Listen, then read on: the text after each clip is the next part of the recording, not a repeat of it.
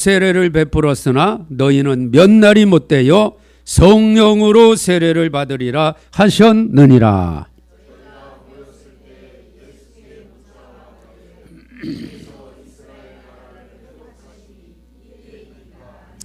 가라사대 때와 기한은 아버지께서 자기의 권한에 두셨으니 너희의 알 바 아니요.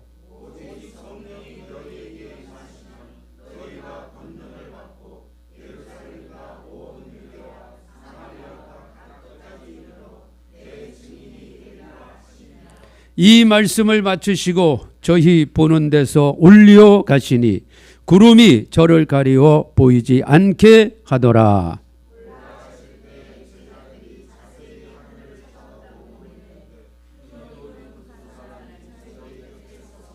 가로되 갈릴리 사람들아 어찌하여 서서 하늘을 쳐다보느냐.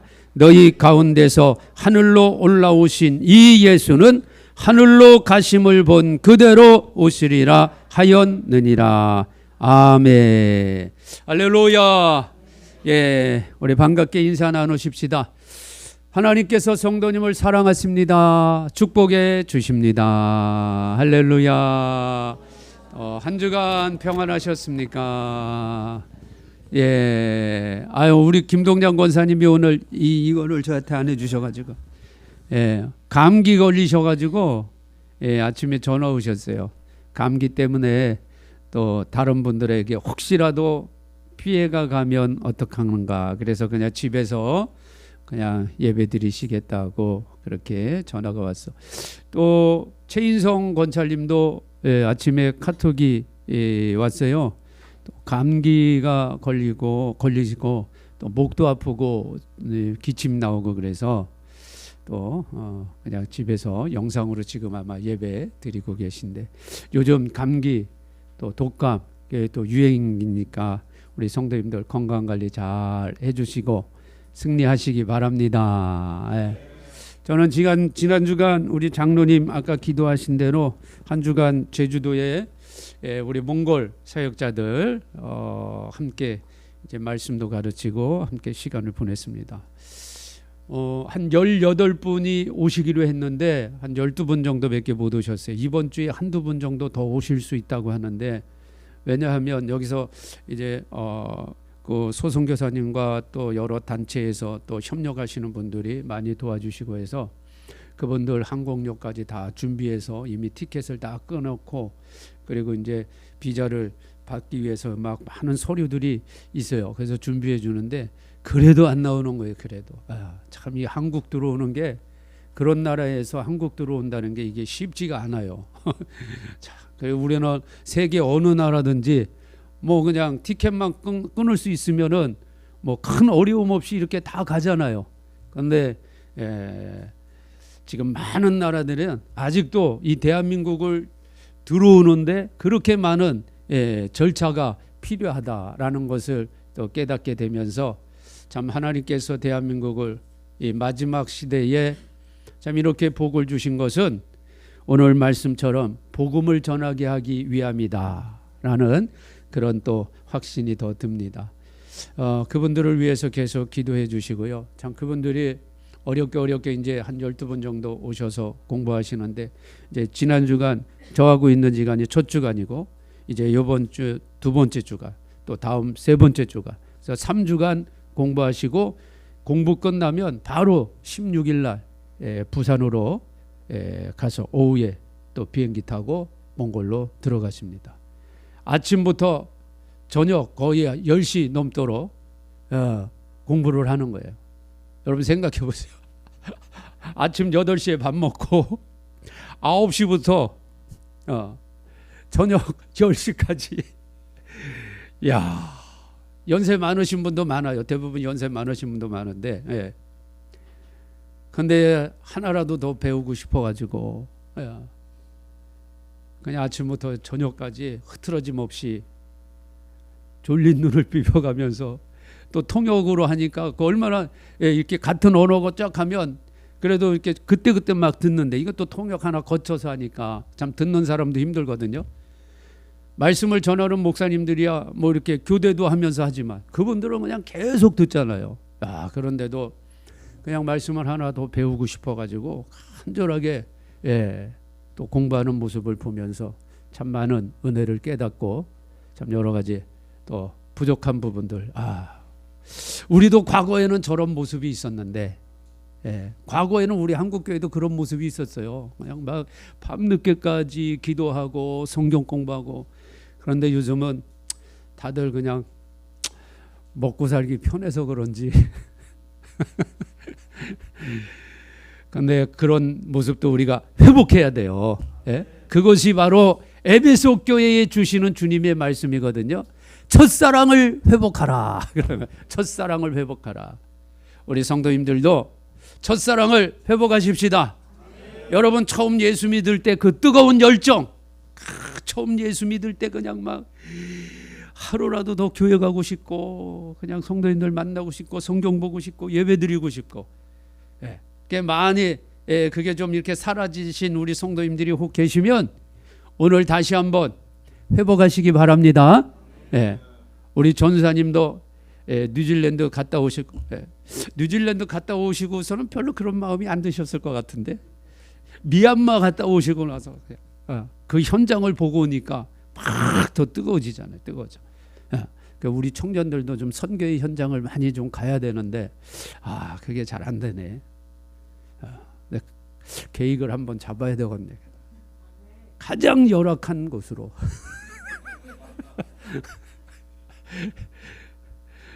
자, 오늘 이 말씀 가지고 은혜 받으십시다. 승천하신 예수님. 자, 부활하신 예수님, 계속 부활하신 예수님이 제자들을 만난 모습들을 우리가 추적해서 몇 주간 지금 계속 은혜를 나누었어요. 오늘 이제 그 예수님이 승천하시는데 그 승천하시는 현장에서 일어난 또 주신 말씀들을 가지고 오늘 은혜를 나누십시다. 자, 오늘도 참 중요한 메시지가 아주 여기 많이 담겨져 있어요. 자, 사도행전 1장 1절 보면 데오빌로요 내가 먼저 쓴 글에는 무릇 예수의 행하시며 가르치기를 시작하심부터. 자, 이 사도행전은 누가 기록했냐? 누가가 기록했어요. 누가. 예수님 제자 중 누가. 근데 이 누가가 데오빌로에게 먼저 쓴 글이 있어요. 이게 누가복음이에요. 누가가 누가복음하고 사도행전을 기록했는데 한 사람 이 데오빌로에게 이 말씀을 주는 거예요. 그의 영혼을 구원하기 위해서. 그리고 우리 모두에게 주시는 말씀이죠. 자, 그러니까 여러분 한 영혼을 위해서 누가복음 1장에서 24장까지 있고 사도행전 1장에서 28장까지 있는데 한 사람을 전도하기 위해서 그 당시에 뭐 지금처럼 좋은 펜이 있어요, 뭐 종이가 있어요, 그런 게 없는 시대잖아요. 이 글로써 한 사람에게 보낼 때 굉장히 많은 시간과 열정이 투자해야 되는 그러한 시대인데 이 데오빌로의 영혼을 구원하기 위해서 누가가 이런 글을 성령의 감동으로 이제 남겨주는 거예요. 저와 여러분도 한 사람 한 사람 여러분 주변에 있는 누군가에게 복음을 전하기 위해서 이런 열정과 사랑을 가지고 관심을 가지고 다가가시기를 바랍니다. 하나님이 우리 각 사람에게 다양한 은사를 주셨기 때문에 모두 획일적으로 통일된 방법으로 전도하라고 주님 말씀하지 않으셨어요. 오늘 누가처럼 글로써 재주가 좀 있는 사람들은 문서 전도를 하는 거예요. 요즘 또 카톡으로 많이 전도하잖아요.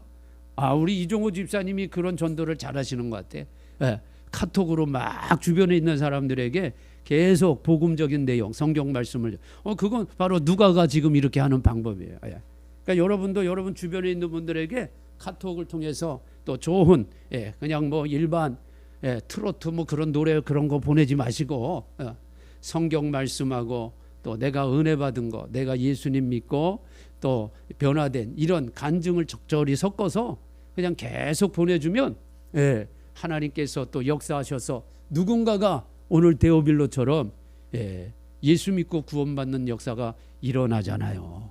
그래도 그렇게 좀 하는 거죠. 전도의 방법은 뭐 다양해요. 나누어 주고 또 베풀어 주기 좋아하시는 분들은 그냥 김치도 하고 그냥 또 부침개도 붙여서 그냥 계속 그냥 막 나눠주는 거예요. 나눠줘. 예수의 사랑으로 나눠줘요. 그러다 보면 또 어느 순간에 또 그분의 마음이 변화되고 또 예수님을 믿기도 하고 또 그냥 길거리에 나가서 모르는 사람에게 또 전도지 주는 그런 또 은혜가 있는 분들은 그냥 또 그렇게 또 전도하면 되는 거예요. 하나님이 다양한 방법으로 여러분 주변에 있는 분들을 전도하기를 원하십니다. 오늘 이 누가는 글을 썼어요. 아주 장문의 글을 성령의 감동으로 남긴 거죠. 그의 택하신 사도들에게 성령으로 명하시고 우리 예수님께서 성령으로 그들에게 가르치셨죠. 예수님은 태어날 때도 성령으로 잉태하셔서 그분이 또 태어나시고 성령으로 자라시고 성령으로 기름 부으시고 성령으로 말씀 전하고 우리 예수님은요 처음부터 마지막까지 다 성령이에요. 성령. 그 예수님이 하신 일을 그 성령으로 하신 일을 우리에게 지금 맡겨졌다 이 말이에요. 그래서 저와 여러분도 예수 믿고 나서 또 우리가 하는 모든 일도 성령으로 해야 되는 거예요. 베드로전서 5장의 말씀도 하늘에서 공급되는 힘으로 하나님 나라 교회에 봉사도 하고 충성도 하고 헌신하는 거예요. 우리 모두는요 예배를 드릴 때도 봉사할 때도 성도 간에 서로 교제할 때도 다 성령으로 해야 돼요. 성령으로 하지 않으면 문제가 생겨요. 자기 육신의 소욕에 나와가지고 서로 다투고 싸우고 미워하고 이런 일들이 일어나요. 그러나 성령으로 하게 되면요 다 모자란 것도 받아주고 감싸주고 협력해주고 그런 일이 다 일어나게 되는 거예요. 예수님이 성령으로 명하시고 승천하는 날까지를 기록하였노라. 이제 누가복음에 그렇게 했다 이 말이에요. 자 그러면서 이제 해 받으신 후에 이거 해 받으신 것은 십자가에 피 흘려 죽으신 것을 말씀하시는 거예요. 또한 저희에게 확실한 많은 증거로 친히 사심을 나타내사 예수님이 부활하셔서 엠마오로 내려가는 두 제자에게 나타나시고 제자들에게 세 번째 나타나셨죠. 예루살렘 마가의 다락방에 두 번 나타나 주시고 그리고 갈릴리 바다에 고기 잡는 제자들에게 또 나타나 주시고 그것을 말씀하시는 거예요. 이 살아있는 모습으로 제자들에게 친히 나타나 주셨다. 자 이제 그리고 40일 동안 제자들과 계속 있었다는 말씀이 아니라 제자들에게 이렇게 나타나시고 예수님은 또 다른 곳에 가셔서 40일 동안 이 땅에 계셨다는 거예요. 40일 동안. 근데 예수님이 40일 어디 가셨는가 그건 잘 모르겠어요. 성경이 그 부분을 정확히 말씀하지 않으시니까 하지만 예수님이 40일 동안 부활하신 몸으로 이전의 몸하고는 달라요. 부활하신 몸입니다. 엠마오로 내려갔다가 순간 예루살렘에 오시고 예루살렘에 계셨다가 갈릴리로 훅 가버리시고 뭐 이런 몸이에요. 이런 부활하신 몸으로 40일을 이 땅에 계셨습니다. 이 땅에 저희에게 보이시며 하나님 나라의 일을 말씀하시니라 그랬어요. 40일 동안 자 예수님이 부활하시기 전에도 회개하라 천국이 가까이 왔느니라 처음 예수님이 하신 말씀이에요. 요단강에서 세례 받으시고 처음 하나님 나라에 관해서 선포하실 때 하신 말씀이 이 말씀이에요. 회개하라 하나님 나라가 가까이 왔느니라 천국이 가까이 왔느니라. 마태는 천국이라고 쓰고 누가는 하나님 나라라고 써요. 왜냐하면 마태는 마태복음을 기록할 때 그 마태복음을 제일 처음 받는 사람들이 유대인이에요. 유대인의 개념은 하나님이 하늘에 있다 이렇게 생각하는 사람들이에요. 그러니까 그들에게 복음을 전하기 위해서는 그들의 문화와 그들의 언어와 그들의 생활 방식에 맞도록 단어를 적절하게 사용하는 거예요. 저와 여러분도 복음 전할 때 내가 전해야 될 사람의 수준에 맞게 복음을 전해야지. 잘난 척 하느라고 막 유식한 말 쓰고 막 그러면 오히려 복음에 방해가 되는 거예요. 유대인에게는 유대인의 방식대로 복음을 전하는 거예요. 그래서 마태는 회개하라 천국이 가까이 왔느니라 그러는데 누가는 이 복음을 처음 받는 사람들이 데오빌로요. 데오빌로와 같은 이방인들. 그러니까 회개하라 하나님 나라가 가까이 왔느니라. 이렇게 바꾸어서 표현하는 거예요. 오늘 하나님 나라의 일을 말씀하시니라. 만약에 이 말씀을 마태가 썼다면 천국의 일을 말씀하시니라. 아마 이렇게 바꿨을 거예요. 그러니까 똑같은 의미인데 그렇게 바꿔놓은 거예요. 자, 예수님께서요 부활하신 몸으로 바로 하늘로 승천하셔서 그냥 거기 계셨다가 마지막에 내려오시는 게 아니라 잠깐 올라가셔서 우리의 모든 죄의 문제를 하늘나라 성소의 그 지성소의 속죄소에서 예수님 자신의 피로 다 완전하게 속한 다음에 그리고 그 부활하신 몸으로 오셨단 말이에요. 근데 부활하신 몸으로 오셨을 때 자, 양손과 양발의 대못을 박히셨잖아요. 여기 손에 못자국이 뽕 하고 뚫렸죠. 또 예수님 십자가 달릴 때 로마 군사들이 긴 창으로 옆구리를 푹 찔러가지고요, 옆구리에서 물과 피가 다 쏟아졌어요. 구멍이 뽕 뚫린 거예요. 이 몸 그대로 오셨다는 거예요. 이 몸 그대로. 자, 예수님이 지금 부활하신 몸으로 다니실 때 바로 이 몸으로 다니시는 거예요. 이 몸으로 40일을 다니셨다 그래요. 자, 성경을 이렇게 보다 보면요, 이렇게 하나님께서 성경 말씀을 기록할 때 대칭되게 기록한 말씀이 있어요. 서로 처음과 끝을 똑같이 기록한 말씀들이라는 거예요. 대칭이 되게. 자, 창세기 1, 2, 3장하고 요한계시록 20장, 21장, 22장이 그런 구조로 딱 되어 있는 거. 19장부터 그렇게. 천지를 창조하신 하나님, 에덴 동산을 만드시고 인간이 죄를 범함으로 쫓겨났죠. 요한계시록 19장부터는 뭐예요? 그 죄가 해결되고 새하늘과 새 땅이 열려서 그 안에서 영원한 에덴 동산, 새하늘과 새 땅의 새 예루살렘에서 하나님과 영원히 사는 그 말씀을 요한계시록 마지막 부분에 기록해 놨어요. 창세기에 시작된 말씀이 마지막 요한계시록에 그렇게 기록해 놓은 거예요. 하나님이 의도적으로 그렇게 하시는 거예요. 왜? 나는 처음과 마지막이요 알파와 오메가다. 하나님이 모든 것을 다스리신다는 하나님의 통치와 하나님의 주권을 그 속에 이 성경의 구조 속에도 하나님이 다 담아 놓으시는 거예요. 예수님이 행하신 것도 똑같은 방법으로 행하십니다.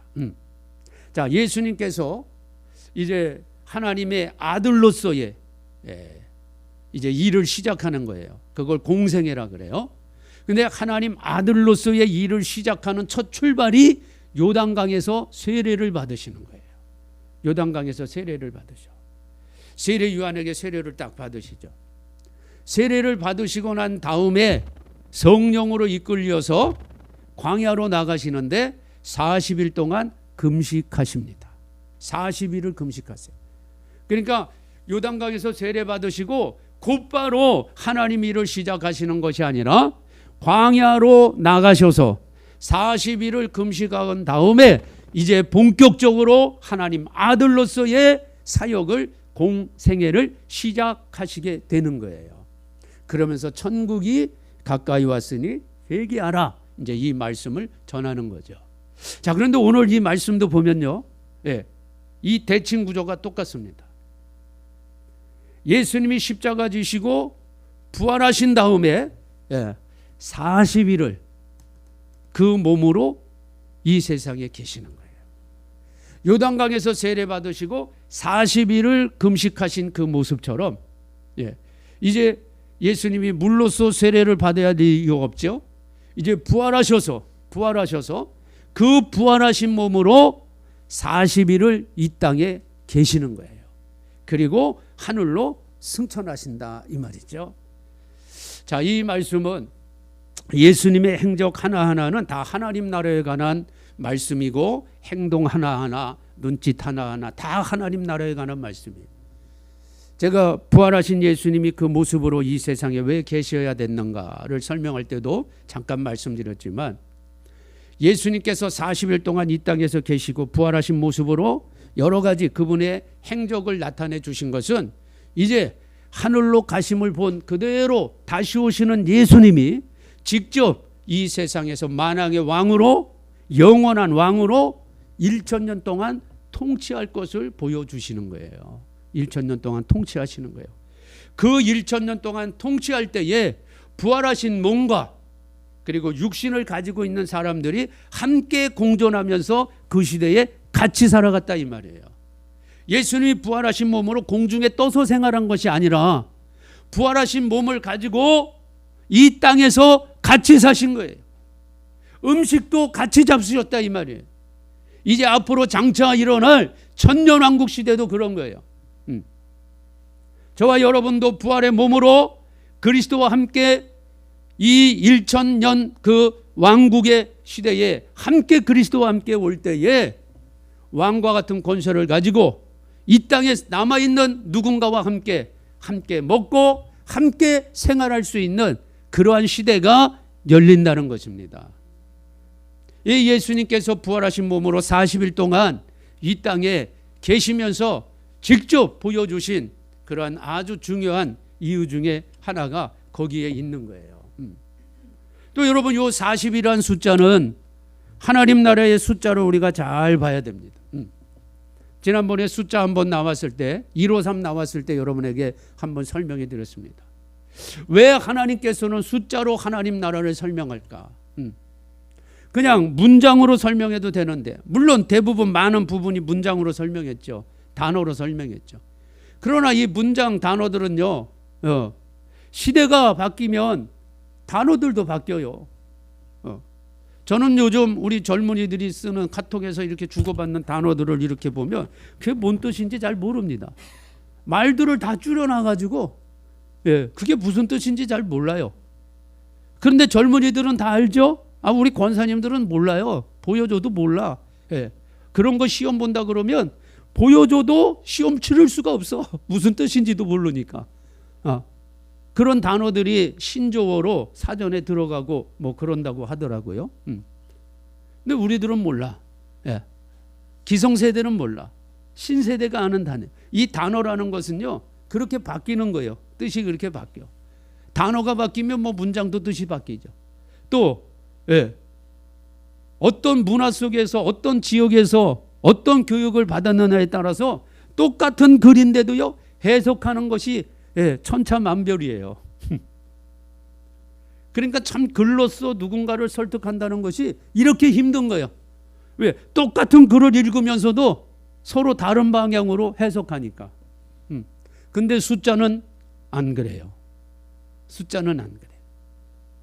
숫자는 시대를 초월하고 세대를 초월하고 교육을 초월하고 인종을 초월하고 어느 곳에 가서나 일은 그냥 일이에요.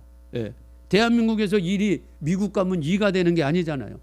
대한민국에서 일이면 미국에서도 일이고 아프리카에서도 일이에요. 숫자는 변함이 없어요. 어느 지역에 가나 변함이 없어요. 이건 뭐 어떻게 다르게 해석을 할 수가 없어요. 숫자는. 그러니까 하나님께서요, 숫자로 하나님 나라를 남겨주신 이유는 바로 그거예요. 인간들이 장난치지 못하게. 숫자로 그냥 딱 남겨주면 이건 뭐 어찌할 방도가 없는 거예요. 성경에서 40이 많이 나오죠. 하나님이 첫 하나님 나라의 글을 기록할 때 세계 많은 언어 중에 히브리어를 택했어요. 그리고 히브리어로 성경을 기록하게 하시고 히브리어의 숫자를 늘 남겨주셨어요. 40이라는 것은 동서남북 이 땅에 있는 모든 것들을 가리키는 게 40이라고 하는 숫자예요. 40. 이것은 이 땅에 우리가 살아가는 모든 삶의 여정.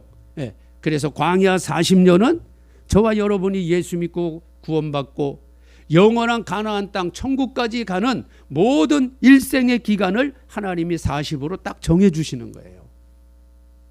우리 예수님께서 오늘 40일 동안 부활하신 몸으로 계시다가 하늘로 승천하시는 것은 이제 다시 오실 주님이 오시는 그날까지 저와 여러분이 부활하신 그 예수님과 같은 모습으로, 그런 믿음으로, 그런 신앙으로 살아가라는 주님의 말씀인 것입니다.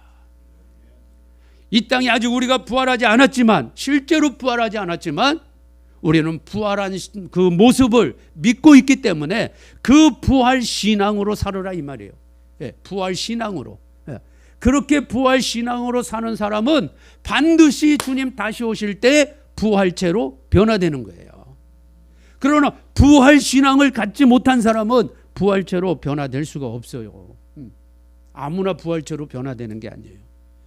저와 여러분이 부활 신앙으로 무장하고 부활하고 다시 오신 예수님을 바라보며 살아갈 때 그분을 만나는 그날 저도 여러분도 예수님처럼 변화되는 놀라운 역사가 일어나는 것입니다. 그것을 여러분 기대하시고 소망을 품으시기 바랍니다. 오늘 부활하신 예수님이 40일 동안 계시고 이제 40일째 되는 날 예수님께서 하늘로 승천하시는 장면을 11절에 기록해 놓았어요. 자, 이제 40일 우리의 부활의 신앙을 가지고 부활하신 주님과 늘 믿음으로 동행하며 우리가 살아갑니다. 우리 안에 성령이 계셔서 그분과 함께 동행하며 살아갑니다. 이것이 40일 동안 부활하신 몸으로 하나님 나라를 전파하고 승천하신 예수님의 모습이 내 속에 담겨져 있는 거예요. 저와 여러분도 그 예수님을 우리의 마음속에 담고 성령을 우리 안에 담고 그 모습으로 인생 40년을 함께 살다가 예수님처럼 올라가야 되는 거예요. 예수님의 지금 승천하신 모습은 저와 여러분의 마지막 날 예수님 다시 오시면 그렇게 승천한다는 거예요. 그렇게 승천하는 것을 예수님이 이 말씀으로 직접 우리에게 알려주시고 그분이 직접 행하셨다 이 말이에요. 자, 11절 보세요. 11절. 자, 가로되 갈릴리 사람들아, 갈릴리 사람들아, 어찌하여 서서 하늘을 쳐다보느냐. 갈릴리 사람들아. 자, 갈릴리 특별히 지역을 주님이 말씀하시는 거예요. 자, 여긴 지금 갈릴리 지역이 아니에요. 예수님이 승천하신 곳은 어디냐? 감람산이에요. 감람산. 지금 예루살렘 성전에서 한 900m 정도 떨어져 있는 감람산입니다. 그 감람산에서 예수님이 마지막 기도를 하셨던 곳이고 잡혔던 곳이에요. 그런데 그곳에서 예수님이 승천하는데 아니 감람산하고 갈릴리하고 멀리 떨어져 있어요. 갈릴리는 저 북쪽이에요. 근데 오늘 예수님께서 이 말씀을 남기실 때에 갈릴리 사람들아, 갈릴리 사람들이 이 지금 감람산에 많이 지금 모여 있는 것은 분명한 것 같아요. 근데 갈릴리 사람들만 있겠어요? 거기에? 예루살렘 지역 주변에 살던 사람도 아니 여기에 지금 모여 있는 사람이 고린도전서 15장 말씀해 보니까 500여 명이 되는 거예요. 500여 명 정도 지금 모여 있는데 그게 전부 다 갈릴리 사람이냐? 그게 아니라는 거죠. 예루살렘이나 저 남쪽에 있는 사람도 분명히 있었을 것이라고요. 그런데 성경은 갈릴리 사람들이나 이렇게 얘기해요. 여기 아주 중요한 의미가 있습니다. 왜 갈릴리 사람들이라 그럴까? 예수님이 주로 활동하신 것이 갈릴리죠. 그러나 예수님은 예루살렘에서도 또 남쪽에서도 다 활동하셨어요. 자, 그런데 성경은 이 갈릴리를 뭐라고 표현하고 있냐? 이방의 갈릴리요.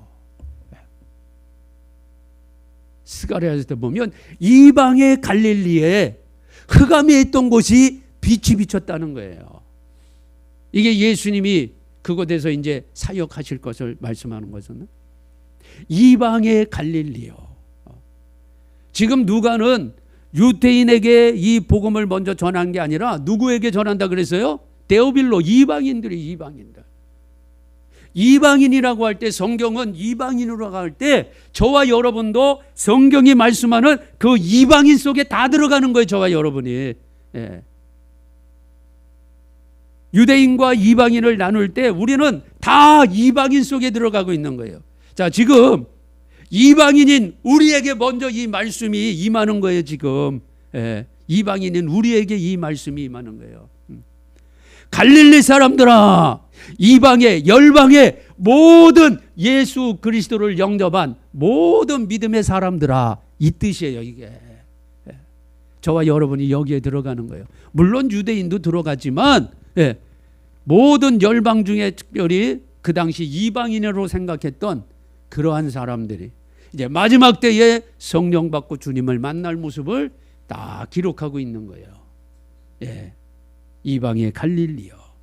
어찌하여 하늘을 쳐다보느냐. 지금 예수님이 승천하니까 하늘 쳐다보면서 아이고 예수님 이 가시면 안 되는데 부활하신 몸으로 영원히 우리와 함께 계셔 주셔야 되는데 이런 실망도 예수님을 따르던 사람들이 가지고 있었죠. 왜? 지금 하나님 나라 전체에 관한 이 그림을 못 그리니까. 지금 이 사람들이 하나님 나라에 관한 그림을 그리는 것은 부활하신 예수님까지만 그리는 거예요. 그 뒤에 일어날 일들, 예수님이 다시 오셔서 1000년 동안 친히 이 땅에서 왕국을 이루시고 이후에 영원한 세계의 하나님 나라로 이제 시작되는 그 원대한 하나님 나라의 설계들을 아직 못 본 거예요. 왜? 성령 받지 못해서. 지금 오순절 전이거든요. 그러니까 성령을 받지 못했으니까 자기들 눈앞에 보이는 부활하신 예수님까지만 하나님 나라를 본 거예요. 이건 하나님 나라의 완성이 아닙니다. 자, 여러분들 잘 생각해 보세요. 제가 이 말씀을 다시 이제 올해 다시 이제 이렇게 하면서 코로나 이후에 메시지가 제가 많이 바뀌었잖아요. 그러니까 계속 하나님이 이쪽으로 깊은 말씀들을 많이 주시는 거예요. 제가 지금 전한 이 말씀은 코로나 이전에 똑같은 본문을 가지고 했던 메시지하고 다릅니다. 지금 우리 주님께서 지금 여기에 모인 사람들은요, 부활하신 예수님 여기까지만 하나님 나라로 지금 보는 거예요. 여기까지만 봐.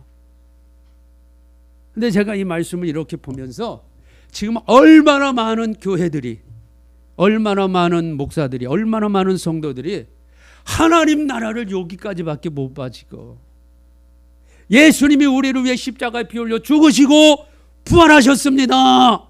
여기까지밖에 못 본다고. 예, 하늘 지금 요 갈릴리 사람들하고 지금 똑같은 형편이요. 지금 부활하신 예수님 올라간 것까지밖에 못 봐. 그러니까 다시 오실 예수님을 못 전하는 거예요.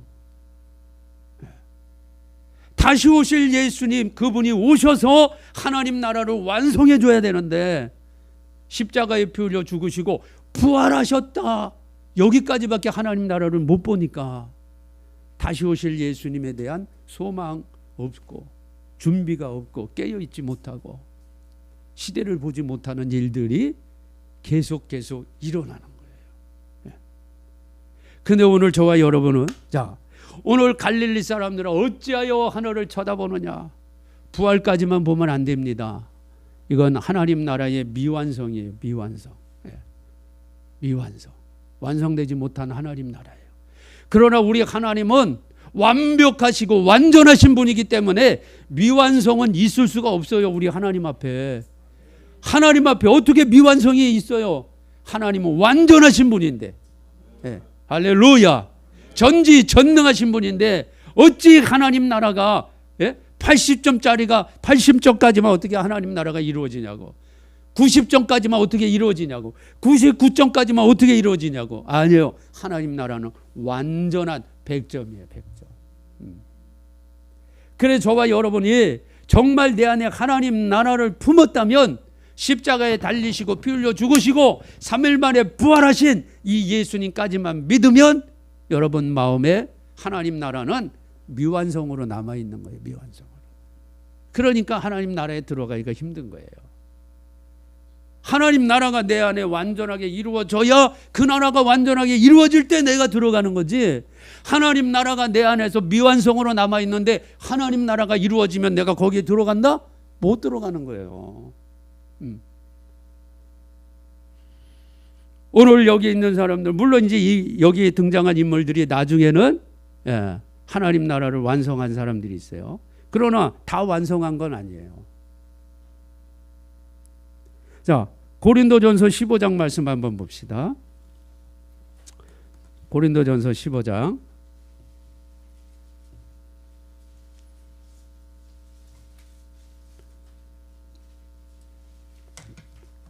3절부터 한번 볼까요? 내가 받은 것을 먼저 너희에게 전하였느니 이는 성경대로 그리스도께서 우리 죄를 위하여 죽으시고 장사 지낸 바 되었다가 성경대로 사흘 만에 부활하시고 게바에게 베드로에게 보이시고 후에 12 제자에게와 그 후에 500여 형제에게 일시에 보이셨다. 일시에 보일 수 있는 현장이 지금 어디입니까? 지금 사도행전 여기라 이 말이에요. 감람산. 일시에 500여 명이 모여 있는 곳에 예수님이 보일 수 있는 현장은 여기밖에 없어요. 그래서 500여 명이 감람산에서 예수님 승천한 현장에 있었다. 그게 말이 되는 거예요. 자, 그런데 500여 명이 봤는데, 자, 예수님께서 이제 이 말씀 주시는 거예요. 예루살렘 떠나지 말고 유대 사마리아 땅 끝까지 내 복음 증거하기 위해서는 성령 받아야 되니까 너희들 함께 모여 있어야 된다. 예수님 그 말씀하시 주시죠. 자, 그리고 사도행전 2장에 보면 자, 1절부터 한번 봐보세요. 자, 여기에 오순절 날이 이미 이르면 이제 성령이 임해서 거기 500여 명의 모인 사람들이 예수님 말씀에 순종해가지고 기다리고 있다가 열흘 뒤에 오순절에 성령이 임했단 말이에요. 자, 성령 임해서 저희가 다 성령의 충만함을 받고 성령의 말하게 하심을 따라 하는 다른 방언으로 말하기를 시작했다 그래서 이때에 여기에 이 현장에 성령을 충만하게 받은 사람은 몇 명이냐? 120명이에요. 120명. 자, 이 120이라고 하는 숫자도, 자, 120은 10 곱하기 12입니다. 그죠? 10 완전수, 12 완전수, 완전함을 드러내는 숫자. 12, 이스라엘의 12지파, 예수님 12제자. 12지파 12제자가 모여서 천국의 24장로. 12에 공을 붙이면 또 120, 12,000, 이거 다 똑같은 숫자예요. 마지막 때 성령 받은 모든 사람들이 120명 속에 포함되는데 지금 500여 명이 일시에 예수님을 바라보고 있었는데 성령을 받고 성령 세례가 임하고 하나님의 정말 거룩한 그러한 증인의 삶을 산 사람들이 120명으로 딱 기록해 놓는 거예요. 그럼 나머지 380명은 어딜 갔어요? 나머지 380명은 하나님 나라가 완성되지 못한 사람들이에요. 부활까지는 봤잖아요. 부활까지. 지금 부활하시고 승천하시는 예수님 현장 여기에 있잖아요. 어찌하여 하늘을 쳐다보느냐. 여기까지만 이루어진 사람들이 380명이요. 이 380명 여기까지 이루어지면 하나님 나라가 완성되지 못하는 거예요. 오늘 우리 주영광의 성도들은요 120명 속에 다 들어가야 돼요. 120명 속에 들어가야 여러분이 하나님 나라를 완성하는 그런 멋진 하나님의 자녀들이 되는 거예요. 그런 분들 정말 되시기를 바랍니다. 아멘. 그래서 하늘을 쳐다보느냐 너희 가운데 하늘로 올라오신 이 예수는 하늘로 가심을 본 그대로 오시리라. 그대로. 하늘로 올라가신 모습 그대로 오신다는 거예요.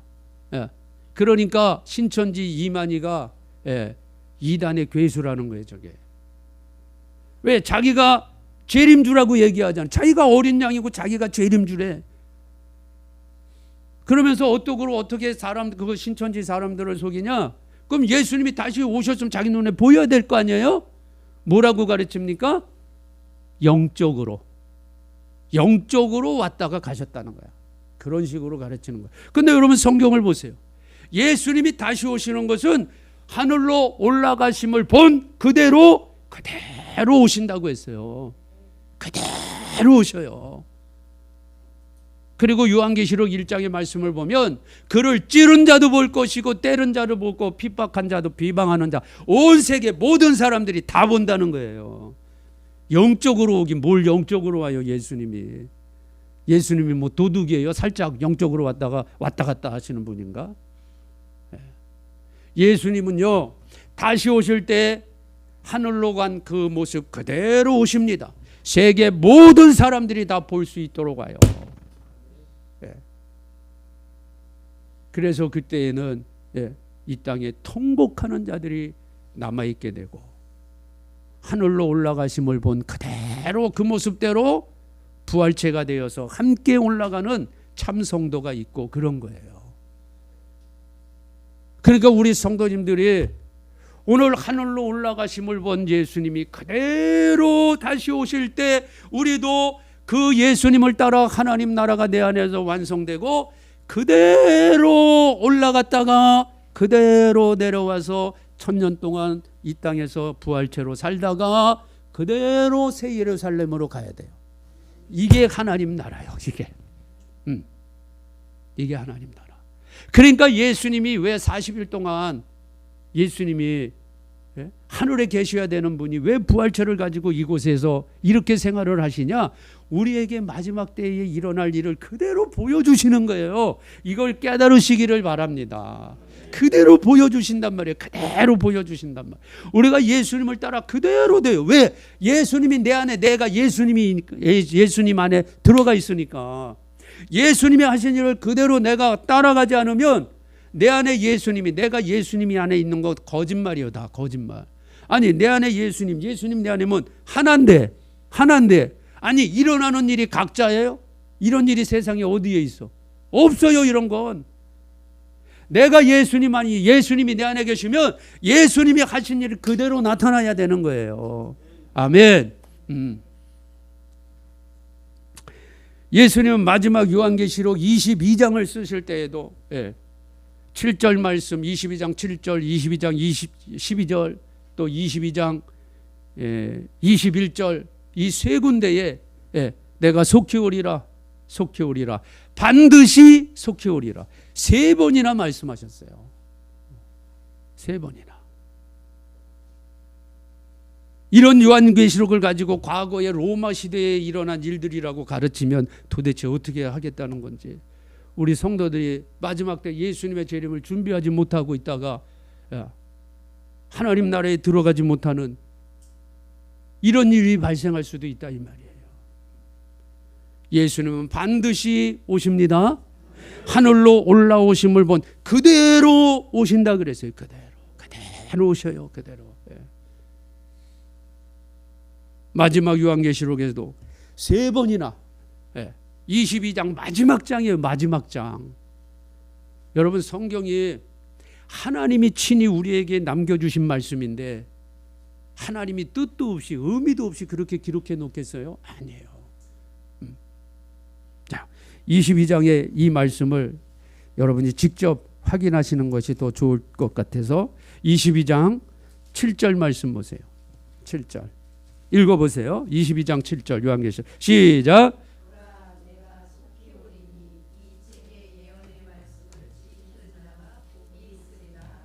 아멘. 12절 시작.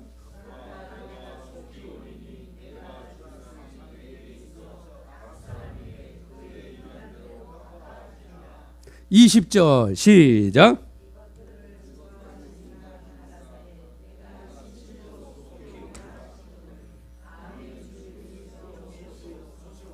아멘. 자, 세 번이나 말씀하셨잖아요. 속히 온다고. 속히 온다.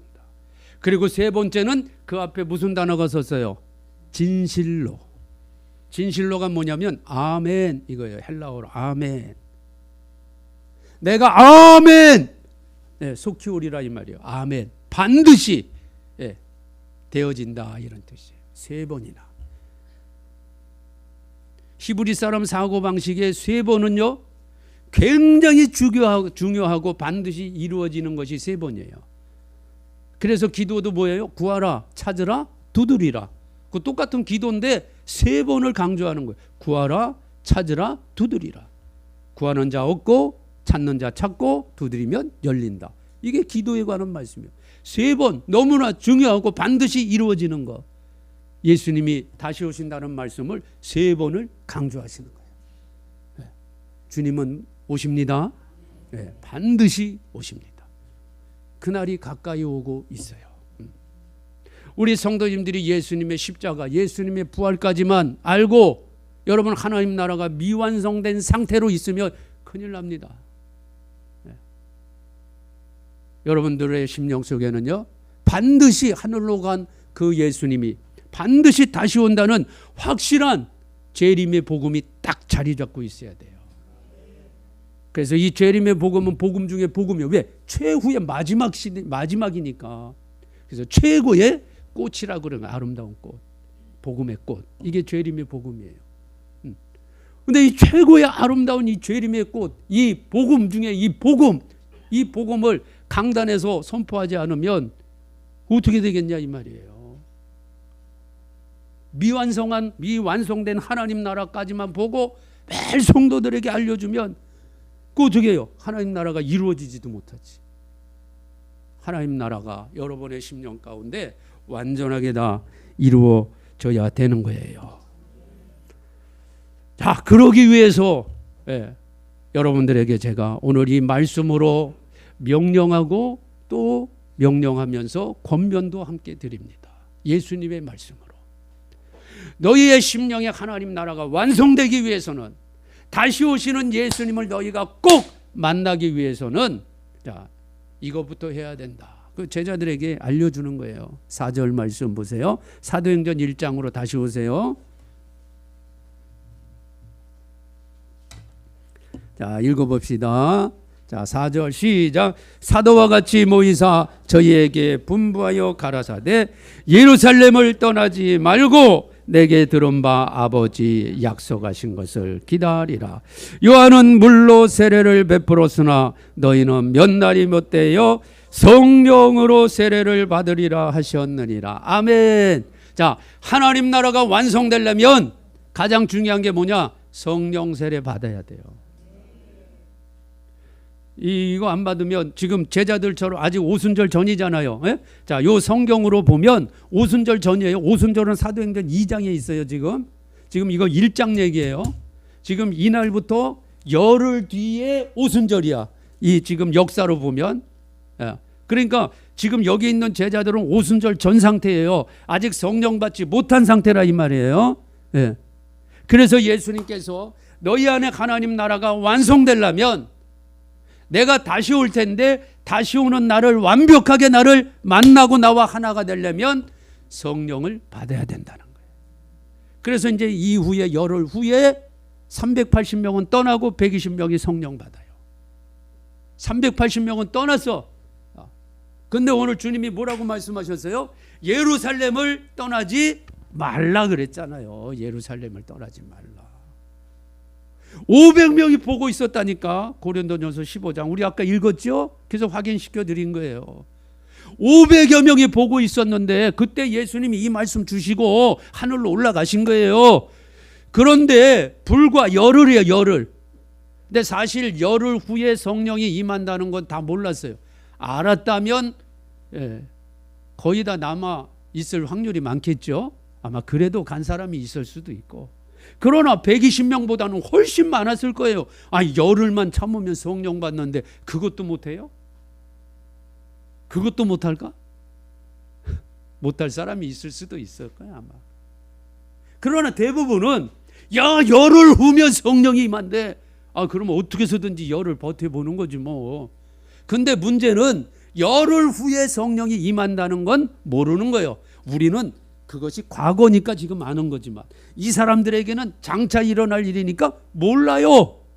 모르니까 어떤 사람은 하루, 이틀, 3일, 4일, 5일, 6일, 7일, 어떤 사람은요 9일까지 견디다가 떠난 사람이 있을 거예요. 그 사람 최고 억울한 사람이야.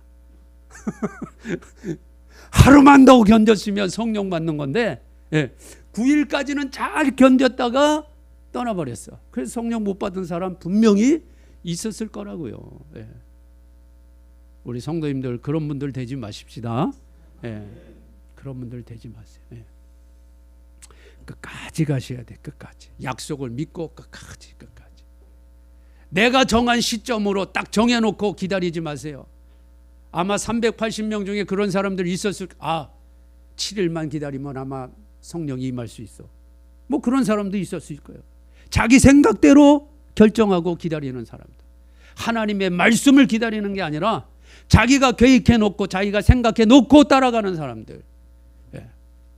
그런 사람들에게는 성령이 임할 수 없는 거예요. 여러분, 하나님 나라가 우리 마음 가운데 임하기 위해서는 성령이 임해야 되는데 그러기 위해서 먼저 해야 될 것이 예루살렘을 떠나면 안 돼요. 예루살렘을 떠나면 안 돼. 흩어지면 안 돼요. 모이라는 거예요, 예수님이. 지금 두려운 전장이지만 아직도 살기가 등등한 예루살렘이지만 그래도 너희가 모여 있어라. 약속을 바라보고 모여 있으라는, 예루살렘을 떠나지 말라는 거예요. 자, 이 당시에는 실제 예루살렘입니다. 자, 이제는 성령의 시대고 복음의 시대죠. 그러면 예루살렘을 재해석해야 돼요. 그럼 우리도 뭐 저 이스라엘 예루살렘에 가서 주님 오실 날을 기다려야 될까요? 그게 아니죠. 자, 이 예루살렘이 뭐예요? 왕이 다스리는 도시예요. 예수님이 다스리는 도시, 평강의 도시, 평화의 도시, 이게 예루살렘이에요. 이미 왕, 아까 우리 찬양했잖아요. 예수 우리 왕이요. 그분이 우리 안에 와셔서 다스리시죠. 여러분 안에 예수님은 나의 왕이십니다 라고 정말 고백합니까?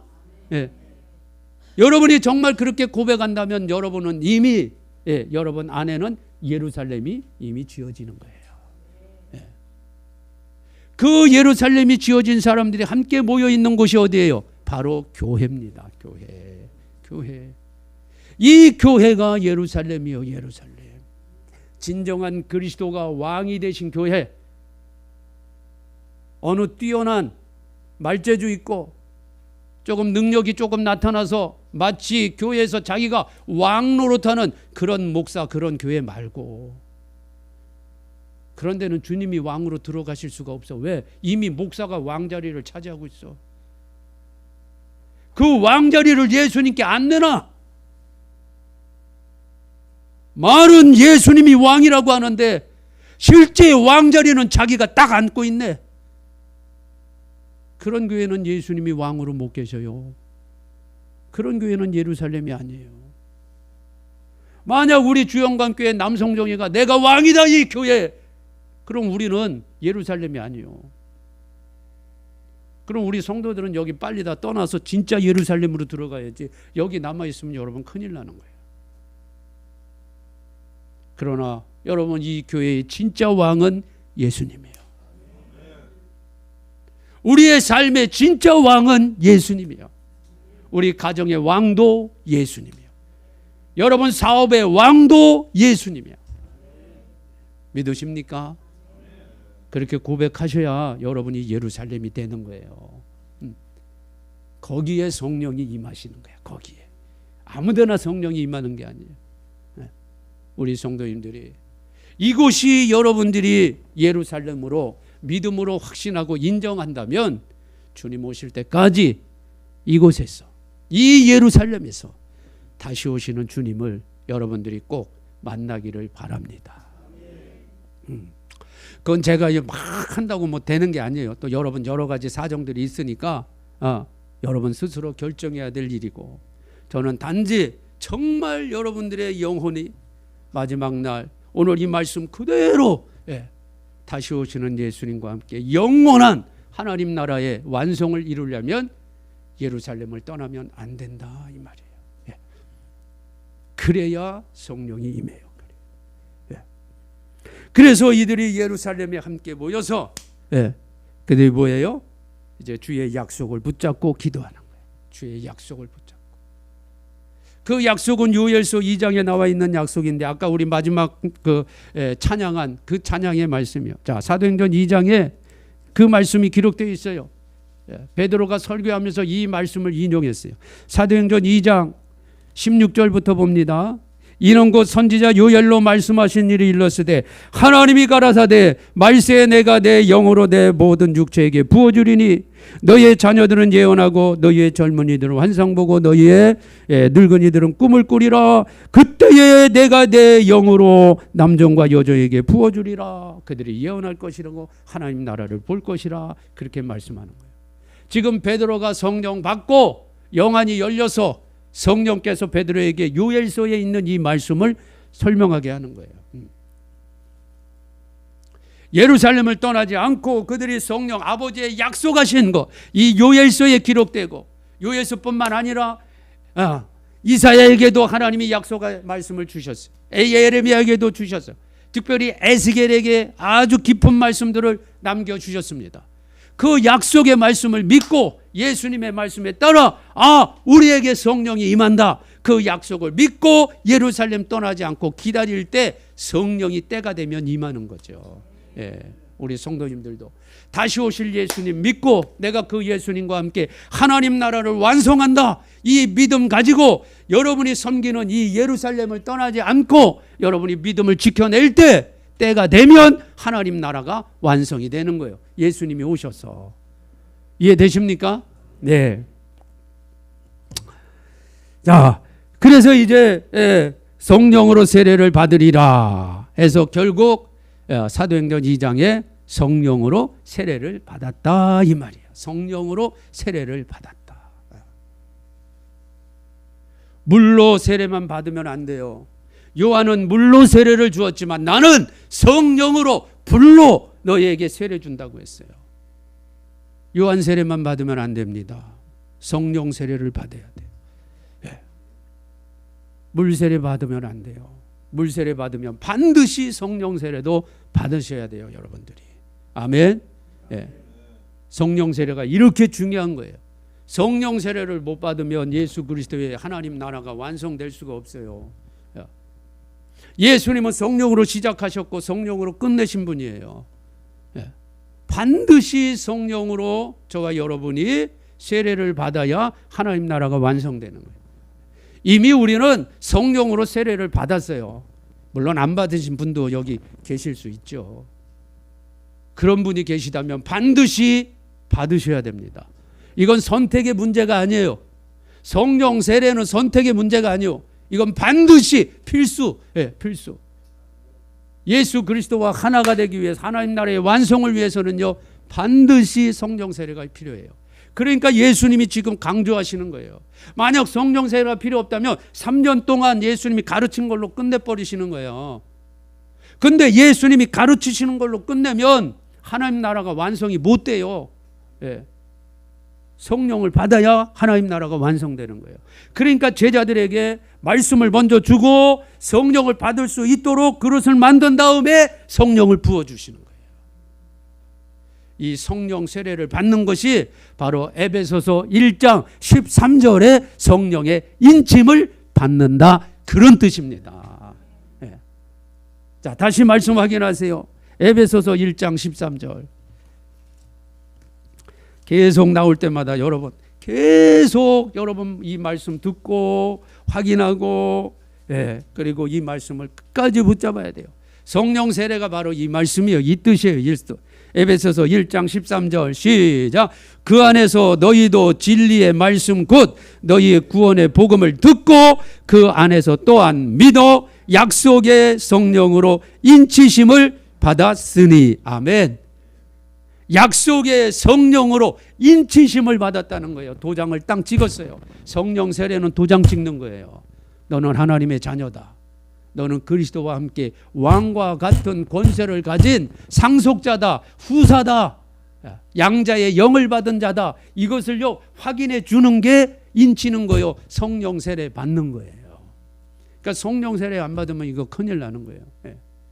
하나님 나라에 못 들어가. 성령 세례 못 받으면. 왜? 하나님 나라는 영적인 나라이기 때문에 성령 세례를 반드시 받아야 돼. 그래서 예수님도 육신을 가지고 와서 육신으로는 하나님 나라에 못 들어가요. 예수님이라도. 그래서 예수님이 요한의 세례를 받으시고 올라올 때 성령이 비둘기같이 임했잖아요.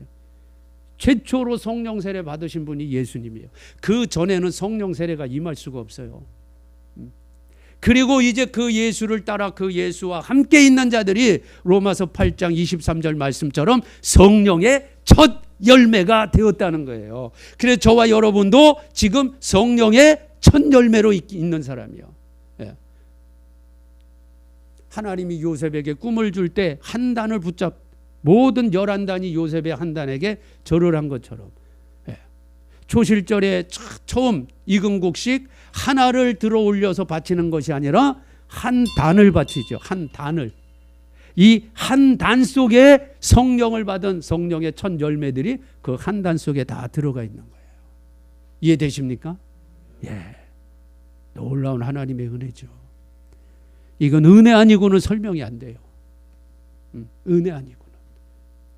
그래서 저와 여러분들이 정말 이 하나님의 은혜를 아니까 우리가 그리스도 안에서 부족하고 연약해도 서로 용납이 되고 용서가 되고 이해가 되고 화해가 되는 거예요.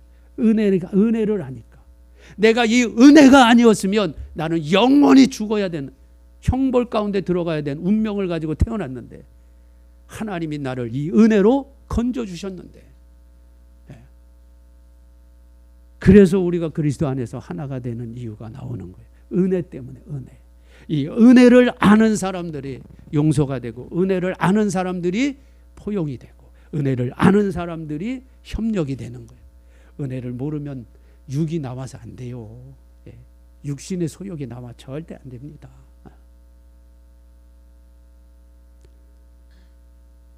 에베소 1장 3절 4절 말씀 다시 한번 봅니다. 자, 찬송하리로다 하나님 곧 우리 주 예수 그리스도의 아버지께서 그리스도 안에서 하늘에 속한 모든 신령한 복으로 우리에게 복 주시되 곧 창세 전에, 할렐루야, 그리스도 안에서 우리를 모아서 택했어요. 창세 전에 태초에 하나님이 천지를 창조하시니라. 전에 저와 여러분이 뭐 세상에 태어나기도 전이에요. 이건 이미 영적인 하나님 나라에서는요, 이미 다 하나님의 씨로 말씀 안에서 다 하나님이 만들어 놓았다 이 말이에요. 창세전에 그리스도 안에서 우리를 택하사 우리로 사랑 안에서 그 앞에 거룩하고 흠이 없게 하시려고 그 기쁘신 뜻대로 우리를 모아사 예정하사. 하나님이 택해서 예정했어요. 왜 우리를 택했는가? 그건 우리는 알 바 아니요. 알 수도 없고 하나님의 무조건적인 사랑과 은혜예요. 그래서 그 예수 그리스도로 말미암아 자기의 뭐가 돼요? 아들들이 되게 하는 거예요. 저와 여러분이 아들이요. 아들. 생물학적 아들, 딸이 아니라 이 아들은 권세, 이 하나님 나라를 물려받는 상속자의 권세를 얘기할 때 아들로 표현하는 거예요. 저와 여러분이 정말 성령 세례 받고 다시 오실 예수님을 기다리며 승천하신 그 모습 그대로 오실 그분을 기다리고 믿음으로 약속을 바라보고 살아갈 때 여러분, 저와 여러분들이 아들의 권세로 영원한 세계에서 살게 될 것입니다. 믿으십니까? 아멘. 그래서 여러분 심령 안에 정말 내가 성령 세례를 받았는가 오늘 다시 한번 확인해 보셔야 돼. 제가 전하는 이 말씀들이 믿어지고 기뻐지고 확신이 들면 그건 성령 세례 다 받은 거예요. 왜? 영은 영으로 말하는 거예요. 신령한 것은 신령한 것으로 아는 거예요. 제가 이런 말씀을 아무리 전해도 이해가 안 되면 죄송합니다. 그분은 목사라도 안 되는 거예요. 장로라도 안 되는 거예요. 세례 골백번 물세례 받아도 안 되는 거예요. 왜? 이 영의 말씀이 아직 안 들어오니까. 성령으로 전하는 말씀은요, 성령이 임한 사람은 같이 그걸 듣고 같이 기뻐하는 거예요. 그래서 신령한 것은 신령한 것으로 얘기한다는 거예요. 이런 분들은 하나님의 말씀을 듣기가 기다려집니다. 듣고 싶습니다. 읽고 싶습니다. 예배드리고 싶습니다. 성도들과 함께하고 싶습니다. 하나님 나라를 위해서 일하고 싶습니다. 드리고 싶습니다. 같이 가고 싶습니다. 왜? 이 성령이 다 주시는 마음이에요. 여러분들 마음속에 그런 일들이 일어나고 하나님 말씀들이 알아지고 느껴지고 깨달아지거든 여러분은 성령 세례 받으신 분들이라 이 말이에요. 할렐루야. 그래서 성령 세례 받으신 분들답게 여러분들의 삶의 현장에서 내가 성령 세례 받은 사람답게 그런 삶의 모습들이 여러분 다 나오셔야 됩니다. 아멘.